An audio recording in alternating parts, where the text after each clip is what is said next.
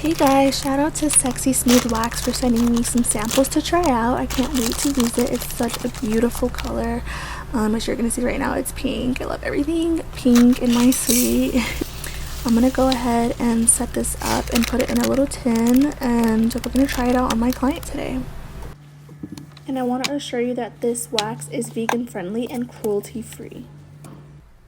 So as you can see here, my client's hair is like barely growing out. So this wax is really going to be tested out today. We're going to really see if it can pick up those stubbles. We're going to be using the wax called Tickled Pink, and let's find out. Let's see how it goes.